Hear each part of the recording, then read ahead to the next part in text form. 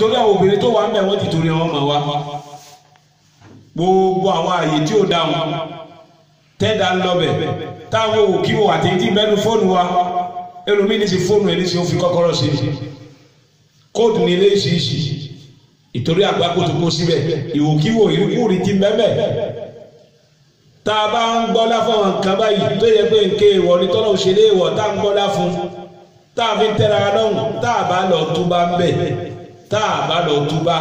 táwa lérí ṣe sí tó bá ti yá túbá ó bá ti yá túbá eré ìṣesí náà lè ó wà tí kò fi dé lójijì ọmọ ẹlẹ́mi kò fẹ́ túbá lò ní túbá tí kò fi dé bí kò bá sì dé wa huwa ala halatin la yarda anhu rabbuhu ọba ṣèṣì kan dọ́dọ̀ ọlọ́run tọ́lọ́run ò ní yọ́nú sí ẹ ìṣesí tó wà tí kò fi kán ọmọ òun ìṣesí tó fi rí ìbínú ọlọ́run ẹjá kún mi wòkíwò oníkú bá gbogbo ẹ̀dá láyé lónìí ẹjá tara àwọn ọmọ ìyá wa tá lọ sí wọn lọ́kọ̀ọ̀kan ní ká tara wọn gba wá sí ká túbà ẹlẹ́kẹ̀ẹ́ta òun náà ní hifzul batn almalu yazhabu khilluhu wa karamuhu yawman wa yabqa fi gadin athamuhu. Almalu yazhabu khilluhu wa haramuhu yawman wa yabqa fi gadin athamuhu.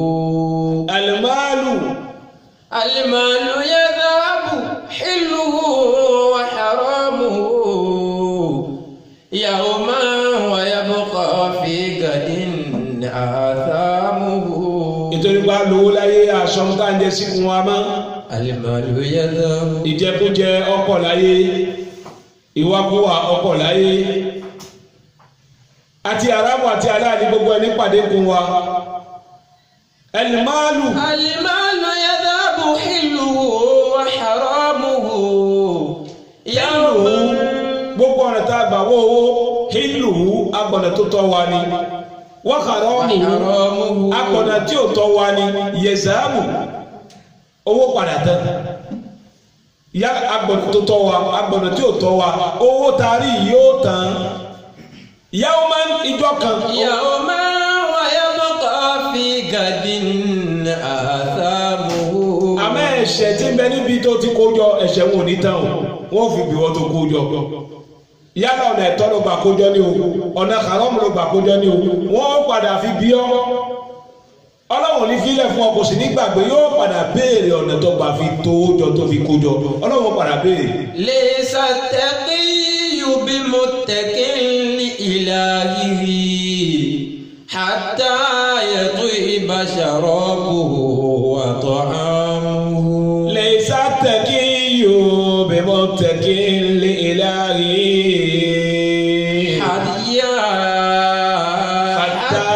hatta yatyiba sharabuhu wa ta'amuhu. ìjẹkújẹ àìwá tó tọ́mọ́ káwa gbọ̀nà ẹ̀tọ́ gbọ̀nà halali ntàbẹ́jẹ tàbẹ́ mu Laysa taqiyyu afáàní gbogbo àwọn tí gbéra ọlẹ́ni ọlọ́run irọ́ ni wọ́n pa. Laysa taqiyyu bimuttaqin li ilahihi gbogbo ẹni tí gbéra ọlẹ́ni ọlọ́run ẹ sọ fún gbéra ló pa ìgbà ọ̀la tó lè dáhùn ẹlẹ́ni ọlọ́run kì í ṣe irú agbádá tèmi kó wọ̀ yìí àbáyà yìí kọ́ ẹ ṣe kí ìborùn rẹ funfun ìborí rẹ funfun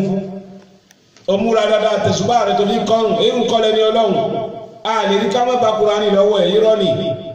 ó tí jẹ́ ní ọlọ́run láàní ẹ̀ ọba gàdé sẹ́wọ̀n ó tí jẹ́ ní ọlọ́run hatta yatyiba ta'amuhu wa sharabuhu. hatta yatyiba sharabuhu wa ta'amuhu. bí jíjẹ rẹ àti mímu rẹ ò bá ti mọ́ ìtàfí mọ́mọ́ ẹ̀ lẹ́ni ọlọ́run òun ní pé káwọ̀ ọ̀nà tí ń bàjẹ́ ọ̀nà tí ń gbà mú bí jíjẹ àti mímu rẹ ò bá ti mọ́ òṣìṣẹ́ ní ọlọ́run ẹ̀wọ̀n bí tí wọ́n gbé sí tó gbogbo ọ̀nà táyé ń gbà wá áùsìkì lónìí ọ̀nà tí ọ̀dà ni ṣe bí ẹ̀rẹ́ náà àwọn afá tí lọ fi rí èèyàn ṣòwò tí wọ́n lọ kí ọmọ ọlọ́mọ mọ́lẹ̀ tó wọ́n fẹ́ lówó wọ́n fẹ́ lọ́là ọjọ́ àwọn tí ò kéwú mi kan bá sì kéwú kò sẹ́nìkan tí wọ́n sì wọn ò rí àfá kan sì kéwú wọn ò sì tó nǹkan wọn náà fẹ́ dé èèyàn lọ ayé wọ́n fẹ́ máa bọ̀ kílẹ̀ máa rọ wọ́n fẹ́ gbé ọkọ̀ tẹ́nìkan ògún rẹ̀ rí wọ́n sì fẹ́ kọ́lé jẹ́ ọ̀nà kalẹ̀ òní mú ọlọ́ṣẹ́un tí ò tọ́ kí ló dé tá lè ní sùúrù kọ́ lọ́ba wa mọ́ ọlọ́wọ́ bá sọ fún anú Al-Qur'ani igbe ya ayyuhal ladhina amanu kulu minat tayyibati ma razaqnakum washkuru lillahi in kuntum iyyahu ta'budun ọlọ́run ní òun pé gbogbo ẹ̀yin mùmínì kulu minat tayyibati ma razaqnakum kulu minat tayyibati ma razaqnakum ọlọ́run ní ẹ̀gbìyànjú kẹ́ ẹ máa jẹ kẹ́ ẹ máa mu nínú halali ọ̀nà ẹ̀tọ́ ni kẹ́ ẹ máa gbà wó owó ọ̀nà ẹ̀tọ́ ni kẹ́ ẹ máa gbà fi jẹ ọ̀nà ẹ̀tọ́ ni kẹ́ ẹ máa gbà fi mú washkuru lillahi ẹ máa wá dúpẹ́ oore fún ọlọ́run gbogbo oore tọ́lọ́run ṣe fún wa ẹlòmí ò rí oore tí ń bẹ lára ẹ̀ lọ́jọ́ ká máa bá níbi tí ó yẹ ká bá láfi ń bá ọmọ olúwàbí nípò tí ó yẹ ká bá àìdúpẹ́ oore ọlọ́run ni ó rí oore tí ń bẹ lára ẹ̀ ni washkuru lillahi tó bá ti rí tààrọ̀ jẹ dúpẹ́ in kuntum iyyahu ta'budun tó ẹ̀kọ́ ọlọ́run lẹ́lẹ́ sí lóòótọ́ ẹ̀mọ́ dúpẹ́ mímí dúpẹ́ àlàáfíà dúpẹ́ lílọ bíbọ̀ dúpẹ́ wíwò ojú ẹlòmínà wà ń bẹ tí ò rí kankan láyé etí ẹlòmínà ń bẹ bẹ tí ò gbọ́ kankan láyé ẹsẹ̀ ẹlòmínà ń bẹ tí ò lè fi lọ́ọ̀bì kama láyé ìwọ létí olójú onímú ọlẹ́nu ọ̀rápágbé ọ̀rẹ́sẹ̀ pé ó tún lè dúpẹ́ orí ọlọ́run ọ̀lọ́jọ́ làwọn alìkí tí ò ní tánmọ́ òun làwọn bàbá tẹ̀ ń wa ó yẹ ká wà bọ̀nà tó dáa ká má wà bọ̀nà haramu alimalu. alimalu yadhabu hilluhu wa haramuhu yawman wa yabqa fi gadin athamuhu laysa at-taqiyyu bimuttaqin li ilahihi hatta yatyiba sharabuhu wa ta'amuhu. Ẹjẹ́ àgbìyànjú ká gbìyànjú kọ́yẹ́kọ́ ọ̀nà jíjẹ mímu wa ká máa rí gbọ̀nà tó tọ́ ẹlòmí nígbà tí ẹ ń pariwo halali halali tí halali bá tán lẹ́ ńkọ́ tí ọba ṣẹ́gun kankan máa ń kọ́ haramu náà ló kù tá a máa jẹ ẹlòmí o tún máa wí wíkú yìí ọgọ́sá Nabi Muhammad sallallahu alayhi wa sallam ó ní bá Nabi náà bá ṣẹ́kù láyé fi àsìkò tá à ń sọ yìí òun náà jẹ haramu yóò jẹ nípa ayé haramu láwa ní sèkò sí ẹ̀tọ́ kan lẹ́ẹ̀mọ́ obi tí wọ́n fún God sáàdàbí dé sallallahu alaihi wasallam ẹjá gbẹ̀ẹ́dù ká ṣeun tó tọ́ ká jẹun tó tọ́ kulu minat tayyibati ma razaqnakum fanara anna rusula wa umamahum àrígbé ọ̀pọ̀lọpọ̀ náà òjíṣẹ́ ọlọ́run àtàwọn tó tẹ̀lé wọn gbogbo àwọn ìjọ wọn lọ́pọ̀lọpọ̀ àwọn òjíṣẹ́ tọ́lọ̀ wọn ránṣẹ́ ma'muruna bil akli minat tayyibati ọlọ́run fòrò wọn ọ̀pọ̀ àwọn aláṣẹ tó túláàsì tẹ́ bá fẹ́ jẹ tẹ́ bá fẹ́ mú ẹ máa wá gbọ́nà halal alẹ́tì hiya min al-halal ọ̀nà ẹ̀tọ́ ní kẹgbà wá jíjẹ múmu o ẹ má wá jíjẹ múmu yín sí ọ̀nà tí ó tọ́ o ìtorí pé bil amali salihi maqbulun ìgbà wo làdúrà wa tó lè gbà ìgbà wo lọ́lọ́run tó lè ṣe ká fẹ́ fún wa nígbà tá a bá ń jẹun tó tọ́ tá a mú tó tọ́ ni o ó bá ti ṣiṣẹ́ díẹ̀ báyìí yóò máa já tẹ́wọ́ gbà lọ́dọ̀ ọlọ́run ìwọ ò rí bó ti ń ṣàdúrà ni ìwọ ò rí iye tó tọ́ lọ́dọ̀ ọlọ́run ìkankan ni ò jẹ́ ká dùn ààrẹ gbà ọlá pé kí ni haramu tó wà pọ̀lú ẹ̀ ní jíjẹ rẹ kò mọ́ mímu rẹ kò mọ́ owó olówó ẹ̀tọ́ ẹlẹ́tọ̀ gbogbo ẹ̀ ló ń papọ̀ gbogbo ẹ̀ nípàdé kun rẹ náà ni ò jẹ́ ká dùn ààrẹ gbà à ń bẹ ọlọ́wọ́n ọba ọlọ́wọ́n ò dáhùn à ń sọ ọlọ́wọ́n ọba dọba à ń dẹ́bi fọlọ́wọ́n à sọ ọlọ́wọ́n dọba burúkú ọba asọ́di ọba láì dá ìkọ́kọ̀ òsínlọ́wọ́ ọlọ́wọ́ tiwa ni bọ́ọ̀bọ́ bá ti wá jíjẹ múmú rẹ gbọ́nà tó tọ́ àdúrà rẹ ò lè gbà. alimalu yadhabu hilluhu wa haramuhu yawman wa yabqa fi gadin athamuhu. awakọ káwa tó dé ni àwọn ànábì ọlọ́run àwọn òjíṣẹ́ ọlọ́run àtàwọn tó gbà fún wọn tó tẹ̀lé wọn gbogbo wọn lọ́lọ́run pa àwọn aláṣẹ pé ẹ ṣàgbìyànjú ẹ máa jẹ gbọ̀nà tó tọ́ ẹ máa wá mímú yín gbọ̀nà tó tọ́ ẹ máa jẹ níbi haramu halali ni kẹ́ máa jẹ gbogbo tó tọ́ ni kẹ́ máa jẹ. ìjọ kan ànábì Muhammad sallallahu alayhi wa sallam alimalu yazhabu hilluhu wa haramuhu. alimalu yadhabu hilluhu wa haramuhu yawman wa yabqa fi gadin athamuhu. يوما ويبقى في غد آثامه يوما ويبقى في غد آثامه ليس التقي بمتق إلهه ليس التقي بمتق لإلهه حتى يطيب شرابه وطعامه. النبي محمد صلى الله عليه وسلم قل إن روح القدس نفس في روعي. النبي نجوك من بينكو لمسيولون بعد دبا منومي لا النبي بعد تاوي ويباي. النبي كيلو بسيري إن كان وان صوصي منومي أو كان روح القدس جبريل ني أو كان مسيولون غنغني òun ló dé sínú ara ní Muhammad sallallahu alayhi wa sallam. ìmísí náà wá sọ sínú lẹ́mìí pé anna nafsan la tamutu hatta tastakmila rizquhu wa ajaluhu. ẹ̀mí kan ò lè kú ò láyé yìí tí ìbá ṣe pé yóò lo arzikì rẹ̀ dakọ̀ fún pé ná kótó àkọlé arzikì ẹgbẹ́ òdiwọ̀n iye tí ó ná láyé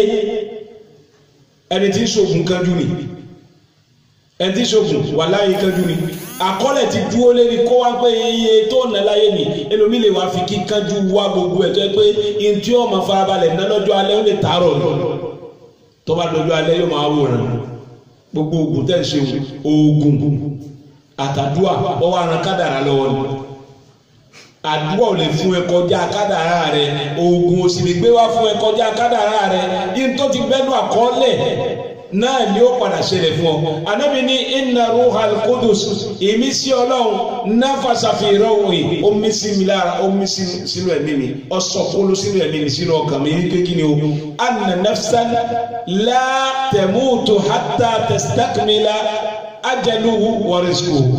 hatta tastakmila rizquhu wa ajaluhu. èèyàn kan ò ní kú láyé yìí àfi kó lu azikì rẹ̀ pé báyìí 10 mílíọ̀nù lórí ó nà láyé Ọlọ́run ló mọ bí ó ti mọ tó fún díẹ̀díẹ̀ tí ó mọ nà díẹ̀díẹ̀ títí ìjọ́ tó bá pé 10 mílíọ̀nù abáyé kò ní ní kò sí níbi tí ó yẹ kó láyé. Al-malu yadhabu hilluhu wa haramuhu yawman wa yabqa fi gadin athamuhu. Yawman wa yabqa fi gadin athamuhu. يوما ويبقى في غد آثامه. tó bá kọ́ gbégbé yawman wa yabqa fi gadin athamuhu. يوما ويبقى في غد آثامه. ليس التقي بمتق لإلهه. ليس التقي بمتق لإلهه حتى يطيب شرابه وطعامه. النبي إن روح القدس صلى الله عليه وسلم نفس في روعي أن نفسا لا تموت حتى تستكمل رزقه وأجله. النبي mo fi dá ilé ojú ni bí ẹ ti ń wí sí mi nínú ẹ̀mí mo fi ń gbé bọ́ta fún yín pé ẹ̀mí kan ò ní kú láyé yìí àfi kó ná rìsíkì rẹ̀ tí bẹ́ẹ̀ bá kọ́lẹ̀ rẹ̀ àfi kó ná pé kótó kú láyé kódà òdì wọn ẹ̀mí ta kọ́ fún yín ìgbà tí ó lò yóò lò pé kótó lọ àwọn kan máa ṣàdúrà pé Ọlọ́run ní jẹ́ àfọjọ́ ọlọ́jọ́ lọ ọjọ́ ọlọ́jọ́ òní omi lọ ọjọ́ rẹ àsìkò rẹ ó tó ni ẹ ráwọn ti di ṣàárẹ̀ lọ́dún mẹ́wàá sẹ́yìn èrò ní 20 ọdún sẹ́yìn tàtíràn kan kún wọn àyìnbáyé tí ó ṣàárẹ̀ eré òfò òtútù òmu ẹ̀dọ̀ ọdún ikú sì pa wọn lẹ́ẹ̀kan náà àyìnbáyé irú wọn bẹ́ẹ̀ ọkùnrin lọ́gọ̀ wọn bẹ́ẹ̀ ẹni tákọ̀ rẹ̀ kú bá wà lélẹ̀ kẹ́kọ̀ọ́ ní ìdádúró ẹni tẹ́kọ̀ọ́ rẹ̀ bá sì kù lágbọ̀n kò sí ní ta lè ṣe yóò padà wà láyé náà ni àwa yìí náà ti ṣeré pàdé bí ikú Ọlọ́run pa wá ni àdìgbàdébẹ̀ Ọlọ́run ní ká kéwú fò wá sọdá mi ẹni tí ó bá kú kú ẹni tí ò ní kú kò ní kú Ànábì wí bẹ́ẹ̀ Ànábì wá sọ báyìí pé fa ajimilu fi tọ́lá ajimilu fi tọ́lá Ànábì wí bẹ́ẹ̀ fún àṣà abẹ́ yọ náà ìntẹ́bà ìntázìkì tẹ́bà ní iye owó tẹ́bà ní kò ní kọjá yìí wọ́n ní omi tẹ́ yóò bá mú kò ní ṣẹ̀kọjá ẹni iye owó tà ní láyé ó ti wà ní àkọọ́lẹ̀ òdiwọ̀n àsìkò tá lò láyé ó ti wà ní àkọọ́lẹ̀ Ànábì ní fàájì mélòó fi tọ́lá ẹ wá zikí gbọ̀nà tó dáa ẹ má wà gbọ̀nà kọ́nà ẹ má wà gbọ̀nà haram ẹ má sọ pé tọ́ pé wàlá yahmilannakum استبطاء الرزق أن تطلبوه بالمعاصي ẹ mọ́ ti tẹ́ pé páàsì kìtìtì kó wá kó wá ìjọ ta ti retí bá lówó táwọn ló dé yẹn àìtí ìdèyàn rẹ àìtí lówó lọ́wọ́ rẹ má jẹ́ kéwọn ní tí ọ débi kó ṣe kí ni o kó ajẹ́ pé eré èèyàn lókun tó lọ gbé tẹ́ pé ìka ọmọ ènìyàn lókun tó fi ṣe owó tó lè kárí pé ẹ̀jẹ̀ èèyàn lókun tó fẹ́ lò tẹ́ pé ọ̀kẹ́ èèyàn lókun tó fẹ́ lò nígbà tí ẹ bá ti lọ kẹ́ lẹ́dẹ̀ tí fi ń ṣoògùn tí bá ti lọ kẹ́ màálù tí fi ń ṣoògùn kò síjọ́ tí ò lè débi ọkàn èèyàn náà ẹnìkan wo ìjọ kan tó ń bá fara dá títí tó ń bá fi pèsè kan tàn láyé tó ń wọ̀ bá ní gbogbo ohun tó bá gbà láàfún gbogbo ohun tó bá ẹni tí bá ti lérí bẹ́ẹ̀ gbogbo ohun tó bá gbà láàfún ẹ̀fúrasì kò ní kọ́ láti gbọ́ ọmọ yín lódìdí ẹ̀lìmáàlù. المال يذهب حله وحرامه يوما ويبقى في غد آثامه يوما ويبقى ماما ṣe wá kó sí bẹ̀rẹ̀ kan náà. آثامه يوما ويبقى في غد آثامه ليس التقي ليس التقي بمتكل لإلهه حتى يطيب شرابه وطعامه ليس التقي ليس التقي بمتكل لإلهه حتى يطيب شرابه وطعامه Ànábì فإن الله لا يدرك ما عنده إلا بطاعته èyàn lè rí orí tí fẹ́ lọ́dọ̀ Ọlọ́run àfi kó máa tẹ̀lé àṣẹ Ọlọ́run kó máa tẹ̀lé àṣẹ Ànábì Muhammad sallallahu alayhi wa sallam. àmọ́tàbá lọ́nà mi la fẹ́ gbà fi wọ owó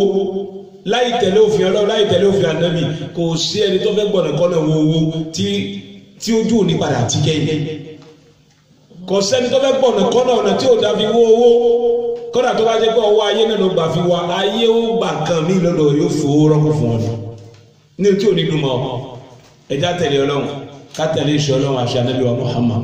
المال يذهب حله وحرامه يوما ويبقى في غد آثامه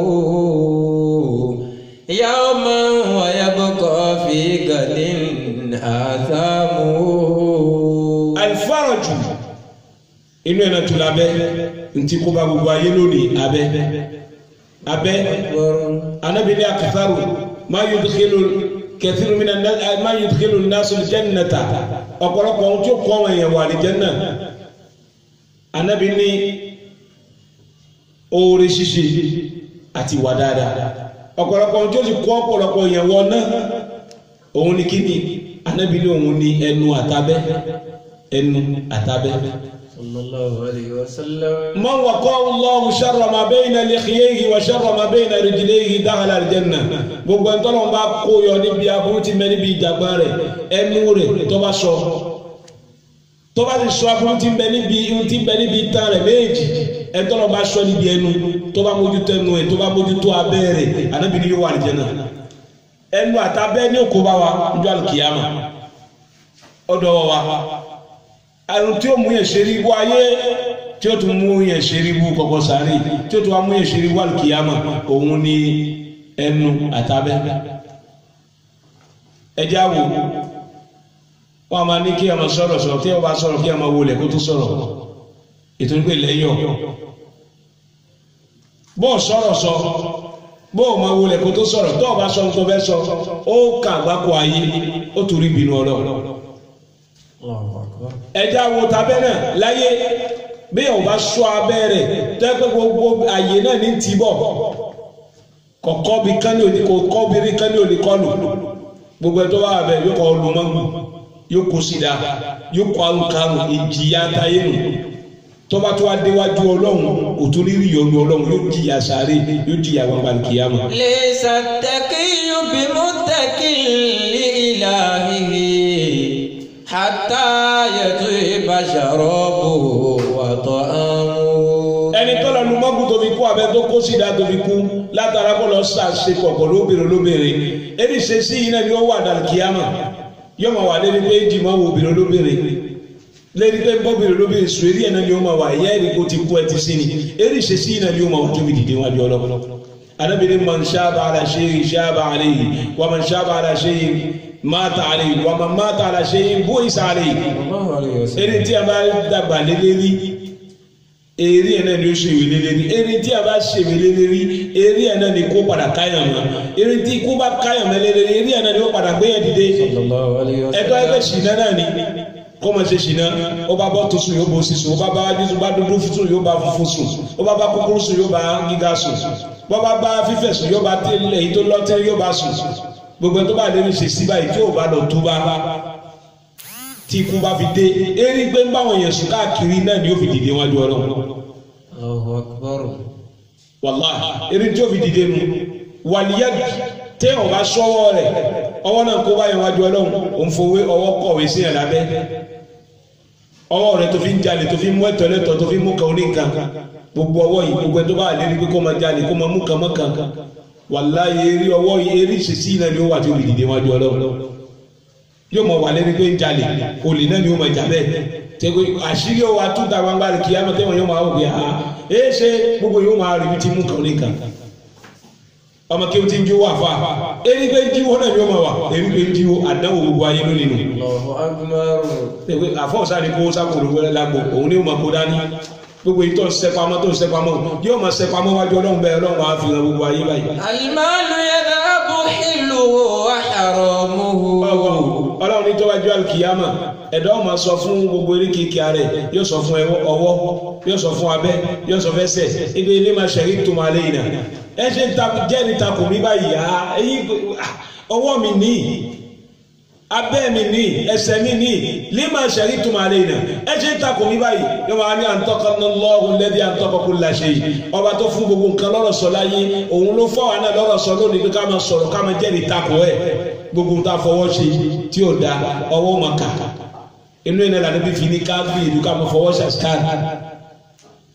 fa innahunna mas'ulatu mustantiqat alaykum bil anamil anabi ni ọmọ ọmọ ní ká ọdọwọ yìí o tẹ́ bá fẹ́ ṣàṣkáàrì fa inna anabi ni torí pé kí ni ọwọ́ yẹn wọn ní ká yẹn mas'ulatu mustantiqat anabi ni àwọn kata ọwọ́ yẹn á padà bí ọ̀rọ̀ lọ́dọ̀ wọn jọ àlùkìyàmà tí wọ́n sì máa sọ̀rọ̀ tábà fi àsọ̀rọ̀ jọ àlùkìyàmà afẹ́ kí wọ́n máa ròyìn pé ẹ̀fẹ̀ wọn ṣàṣkáàrì láyé láfin kí ẹ máa ṣe àṣkáàrì pọ̀lú ọwọ́ náfi gbọ́lá fún ọwọ́ ju tẹ̀sùbá lọ ká máa mìíràn ọmọ oníkàwá báyìí tó gbé yóò sọ̀rọ̀ jọ àlùkìyàmà gbogbo tí wọ́n fọwọ́ jalè wàláhì gbogbo olè tó ń jà gbogbo jàmbá tó ń ṣe tó ń darú pọ̀lú ọwọ́ rẹ̀ wàláhì ọwọ́ màkà níjọ́ àlùkìyàmà ṣé bá ń kanú yà sí اليوم نختم على أفواههم وتكلمنا أيديهم وتشهد أرجلهم بما كانوا يكسبون ولا نختم على أفواههم أدينوا وتكلمنا أيديهم أفوان لرسول وتشهد أرجلهم بما كانوا يكسبون أنا كسما جري بقوم تابعوي تتوي tójú ń wí níta fojú wò tí ò da ojú ò ma kà ìmọ̀ fi mí wo òkú wò ni ìmọ̀ fi mí wo ohun tí ò da ni ojú ò ma kà etí ò ma kà ó fi mí gbọ́wọ́ púpọ̀ ẹnu àti di bá a tẹ̀ di ẹnu onírọ̀kà tí ó pa àwọn àjọ Ọlọ́run abẹ́ gan ó ma sọ̀rọ̀ gbogbo ibi tó ti bọ̀ àwọn kan máa ní kí n ṣe kọ̀ǹtẹ́ẹ̀tì máa ń kà yóò kà kí sáwọn àjọ Ọlọ́run. Al-malu yadhabu hilluhu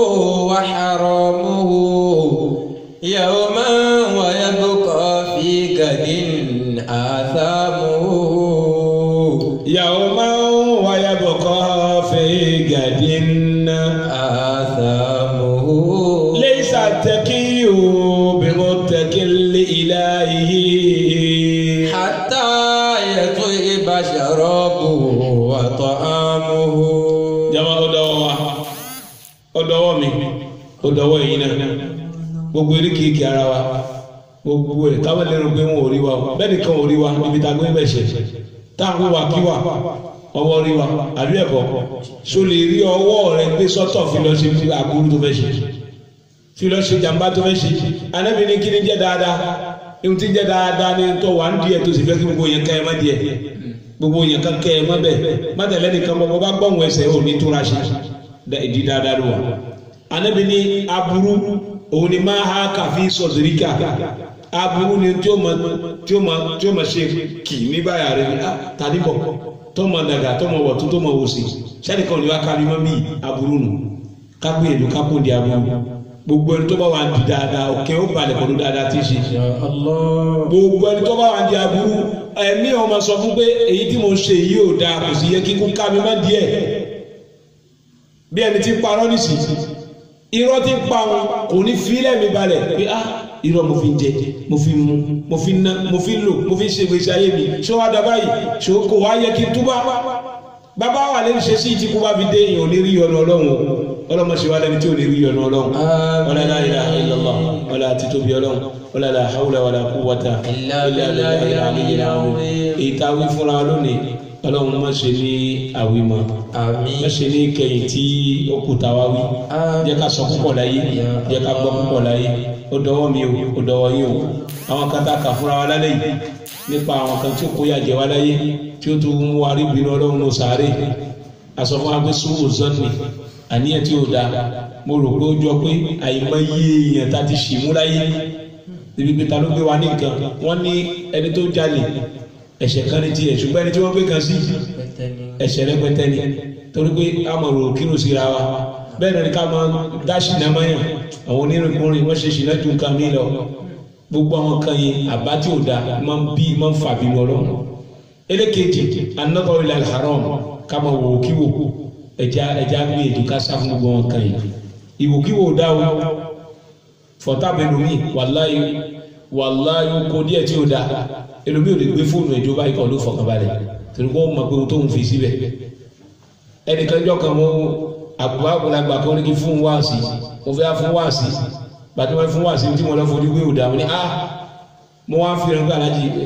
olùgbójú gbogbo ń bá ẹgbẹ́ nígbà àmọ́ ìdẹ́ iná ṣe ń kọ̀rọ̀ nítorí fún mi nù àmọ́ ìdẹ́ iná ṣe ń kọ̀rọ̀ nìkan èmi ṣe pé yóò padà bọ́ sí ìtìjú fún mi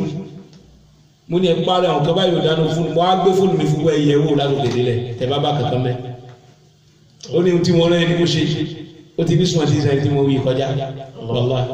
ìgbà tí a bá lè ṣe síbẹ̀ tí o túbá jọ́ ní o tó túbá ó dọwọ́ mi ó tọwọ́ yín o ẹlẹ́kẹ̀ẹ́ta òun náà ni ọ̀rọ̀ ká ṣọ́ra fọ́rọ̀ ká mọ wọn tá a fẹ́ sọ ká tó sọ ká má bàa ṣe rí púpọ̀ lóhun tá a sọ ẹlẹ́kẹ̀ẹ́rin ká ṣọ́ inú wa jíjẹ mímu wa kó jẹ́ ọ̀nà ìrọ̀rùn kó jẹ́ ọ̀nà halali ọ̀nà tó tọ́ ká má máa jẹjẹkújẹ ká má máa jẹjẹkújẹ ká má máa jẹun tí ó tọ́ ká má pẹ̀tẹ́lẹ̀ tọ́ mọ́lẹ̀ dúkìá onídúkìá ká má pa mọ́lẹ̀ ká má jẹ gbogbo ẹ̀pọ̀ mọ́ tiwa ohun tí ìrì jẹ́ kí ẹ rí ọ̀nà ọlọ́run láyé tí ò sì ní rí ọ̀nà ọlọ́run ló kọ̀kọ́ sáré òun náà tún nìyẹn inú ẹ̀ náà tún lábẹ́ káṣọ abẹ́ wa káṣọ ọwọ́ wa káṣọ apá wa káṣọ ẹsẹ̀ wa gbogbo ohun tá à ń ṣe òun káṣọ ká lè rí ọ̀nà ọlọ́run mo sọ fún wa níbẹ̀rẹ̀ pé sullatun minal awwalin ogunlọ́gbọ̀n ẹni ọlọ́run wọn ti lọ o àmọ́ wa qalilun minal akhirin ọlọ́run ní ọmọ àlìjẹ́ náà pọ̀ mọ́ láyé ní kẹyìn ayé yìí àárín ọmọ àlìjẹ́ náà pọ̀ mọ́ lóòótọ́ àmọ́ báwo làwọn náà ṣe wà láàrin wọn tá a wà nínú àwọn díẹ̀ tọ́lọ́ ń dárúkọ òun náà ni wáàsí wa dá lé lérí ní òní ká sì gbìyànjú ká lóòótọ́ ká mọ̀ sódódó ká mọ̀ máa parọ́ mọ́ bẹ́ẹ̀ bí bá sọ̀rọ̀ báyìí wọ́n máa yín mú sí pàpọ̀ nù kò ní tí kó bẹ́ẹ̀ tí wọ́n fi já tó bá sọ̀rọ̀ láàárọ̀ yóò tí gbogbo ti yí padà kó tó dọwọ́ rọ̀ lẹ́ à ní babẹ́ ìpè ti sọ ọlọ́run kọ́ ní kọ̀ọ̀kan wa máa ṣe wala la ilaha illallah wala títóbi ọlọ́run wala la hawla wala quwwata illa billahi al-aliyyil azim.